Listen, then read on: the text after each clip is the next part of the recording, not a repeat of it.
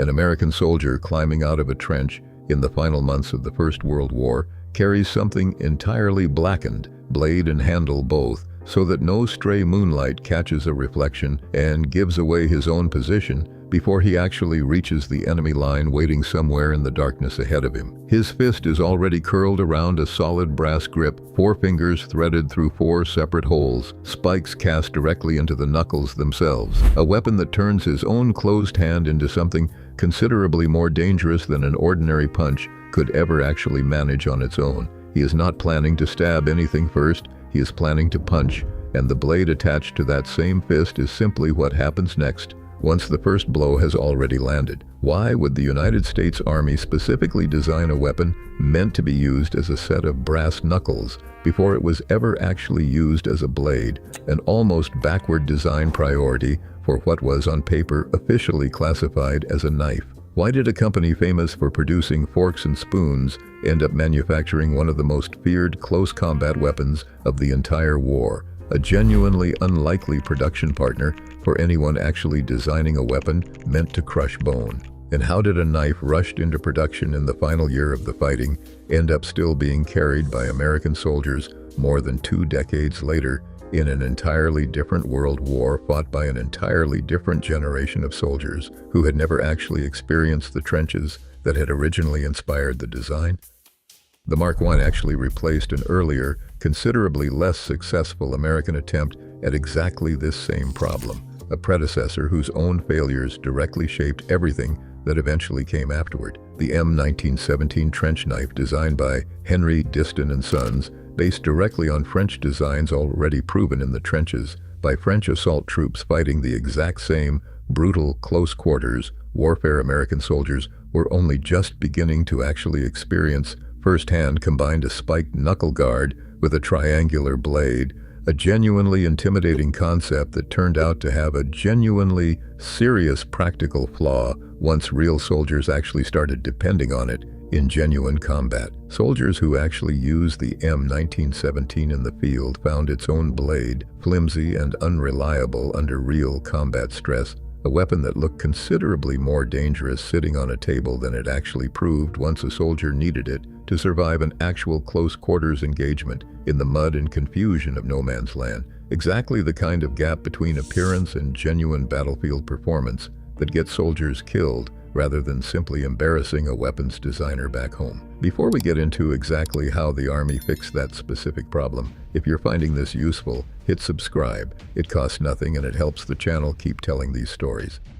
The Ordnance Department went back to the drawing board in June of 1918, and this time, American designers looked specifically at the French Oleon knuckle duster dagger, already proven effective among French assault troops, who had been fighting this exact same close-quarters war for considerably longer than any American unit actually had by that point in the conflict, essentially Americanizing that same basic concept, lengthening the handle, reinforcing the pommel into what soldiers themselves eventually nicknamed the skull crusher, and specifying a single-piece cast brass grip strong enough to actually survive being used as a striking weapon in its own right, rather than simply a handle attached to a blade that might snap or bend under the exact kind of repeated impact a genuine close-quarters fight actually demanded from it. The resulting design, officially adopted as the Mark I later that same year, carried a 6 3/4-inch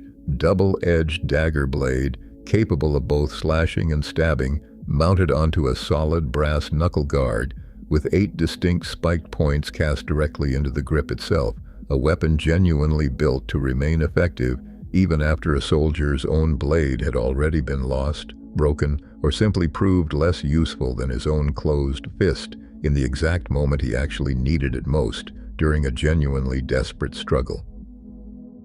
3 separate American manufacturers actually produced the Mark I, and one of them deserves particular attention for exactly how far removed it was from the weapons industry entirely, a genuinely unlikely production partner for a weapon this specifically brutal in its own intended purpose. Landers, Frary & Clark, a Connecticut company that manufactured everything from mousetraps to electric toasters under its own universal brand name, produced the knife alongside Henry Diston & Sons, an established Philadelphia cutlery maker whose own considerably more conventional manufacturing background made them the obvious choice for exactly this kind of wartime contract, and Oneida Community Limited, a company considerably more famous both then and now for producing fine silverware and table settings than for manufacturing a weapon specifically designed to crush a human skull. That specific detail is worth sitting with for a moment, rather than simply passing over as an amusing footnote. An American company known for forks and spoons, quietly retooling part of its own production line to manufacture one of the most viscerally intimidating close combat weapons any soldier actually carried into the entire war. The exact same basic metalworking and casting expertise that normally produced an elegant place setting suddenly redirected toward building a weapon meant to end a man's life in the most direct physical way imaginable.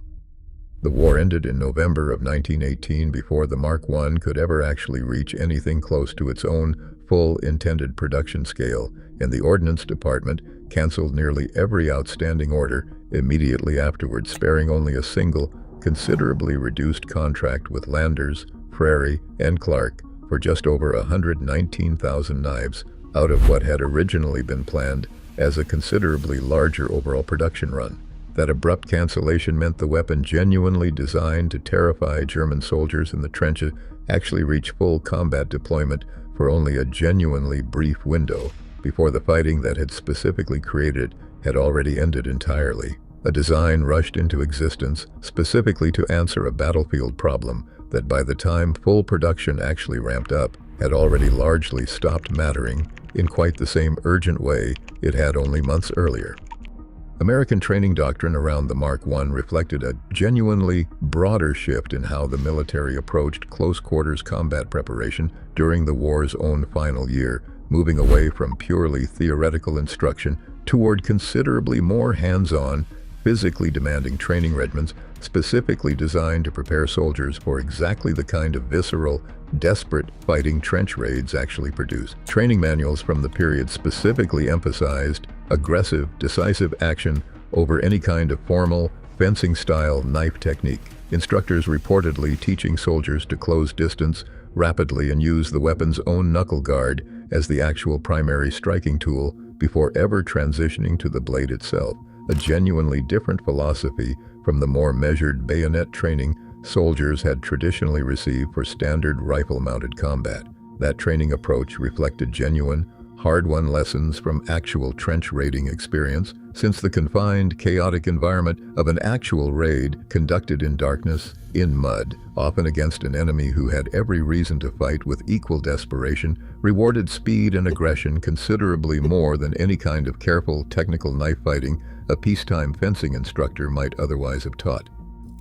The Mark I's own story did not actually end there, resurfacing decades later in a conflict nobody who had actually designed the original weapon could have specifically anticipated when they first sketched out the concept back in 1918. When the Second World War began, the same basic design returned to active American service, issued to Army Rangers, Marine Raiders, and early airborne units, who valued exactly the same combination of blade and improvised striking weapon. The original 1918 design had already proven effective more than 2 decades earlier against an entirely different enemy fighting an entirely different kind of war. Paratroopers specifically modified the Mark I's own scabbard for boot carry, the same practical field adaptation this channel has already documented with the knife's own eventual successor before the Army finally replaced the design entirely with the M3, a weapon this channel has already covered in considerable detail, specifically because the Mark I's own brass knuckle guard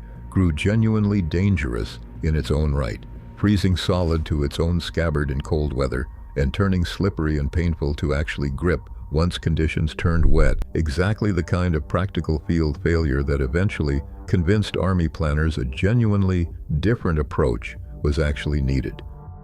The Skull Crusher pommel itself deserves genuine technical attention beyond its own memorably grim nickname, since the specific design actually reflected real, tactical thinking about exactly what happened once a soldier's own blade became temporarily unusable during an actual close-quarters struggle. A reinforced, weighted pommel let a soldier deliver a genuine striking blow using the base of the knife's own handle rather than the blade itself, useful specifically in situations where drawing back for a proper stabbing motion simply was not physically possible, given how close two men actually were. Once a fight had degenerated into genuine grappling range, arms tangled and bodies pressed together in exactly the kind of chaotic, disorganized combat trench raids frequently actually produced, rather than the clean, deliberate knife-work training manuals like to illustrate.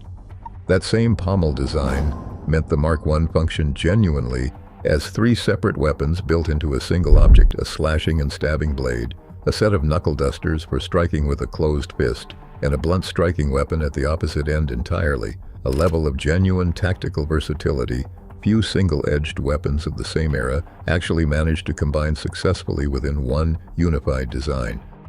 That specific transition from the Mark I to the M3 deserves genuine attention as its own small case study in exactly how a weapon's own reputation and its own actual battlefield performance can diverge considerably once real soldiers actually spend extended time depending on it under genuinely difficult conditions. The Mark I's own knuckle duster concept looked genuinely fearsome, and by most contemporary accounts actually did terrify German soldiers who encountered American troops carrying it during the war's own final desperate months of trench fighting. But a weapon's own psychological impact on an enemy and its own genuine practical reliability for the soldier actually carrying it into combat are two entirely separate questions, and the Mark I's own considerable weaknesses as a genuinely dependable piece of combat equipment became increasingly clear once soldiers actually depended on it across extended campaigns rather than the comparatively brief window of trench warfare the original design had actually been built around answering. The French connection embedded directly in the Mark I's own design deserves further attention beyond simply noting where American designers drew their own initial inspiration from, since France itself actually manufactured examples of the same basic pattern for its own American Allied contracts. Some genuine wartime knives bearing an Au Lion marking directly on the blade alongside the standard American US 1918 stamp. Whether that specific French marking actually represented a formal manufacturer's identification or simply a company motto remains a genuine point of ongoing discussion among collectors and historians who have specifically studied surviving examples in considerable detail. That transatlantic manufacturing arrangement, an American-designed weapon partly produced by the exact same French supplier whose own earlier design had originally inspired it, reflects the genuinely close, collaborative nature of Allied wartime supply arrangements during the war's own final desperate year, when speed of production frequently mattered more to military planners than any strict national boundary around exactly who actually built a given piece of equipment. Surviving Mark I examples today occupy a genuinely prized position among American military collectors, precisely because the weapon's own severely limited original production run, cut short by an armistice nobody involved in its own manufacture could have specifically predicted when contracts were first signed, means genuine surviving examples remain considerably rarer than most other standard-issue American combat knives of the same general era. Collectors specifically prize examples still bearing intact maker's marks from all three original manufacturers, since a complete match set representing Landers Frary and Clark, Henry Diston and Sons, and Oneida Community Limited together tells the entire story of exactly how quickly and how broadly the American war effort actually mobilized manufacturing capacity that had, only months earlier, been building considerably more peaceful household products entirely unrelated to any weapon a soldier would ever actually carry into combat. Genuine ownership of an authentic Mark I today also carries its own genuine legal complexity worth understanding for anyone actually considering adding one to a personal collection, since the weapon's own knuckle guard component technically falls under brass knuckle restrictions in several American states and numerous countries entirely outside the United States. Laws generally written decades after the war itself had already ended and never specifically intended to target a genuine historical military artifact, but that nonetheless apply to it under a strict literal reading of the actual statute. Collectors and dealers specializing in the Mark I have learned to navigate this same legal patchwork carefully, verifying local regulations before actually shipping a genuine example across certain state or international lines, a genuinely modern legal complication for a weapon originally designed with nothing more complicated in mind than surviving a single desperate encounter in a muddy trench more than a century ago. Modern reproduction manufacturers have also entered the same market in recent years, producing genuinely high-quality copies of the original Mark I, specifically for collectors unable or unwilling to pay the considerable prices genuine wartime originals now command, examples typically finished in the exact same blackened treatment original 1918 production carried, before that same finish naturally wore away through decades of actual field use and handling. That reproduction market itself reflects the same broader collector fascination this channel has already documented with several other genuinely scarce American combat knives, a design's own historical significance, and its own extremely limited original production run, combining to create demand considerably larger than the surviving supply of authentic wartime examples could ever realistically satisfy on its own. What do you think actually mattered more to soldiers who carried this knife, the blade itself, or simply knowing they had a genuine backup weapon built directly into their own fist the moment everything else in a fight had already gone wrong? Leave your answer in the comments below.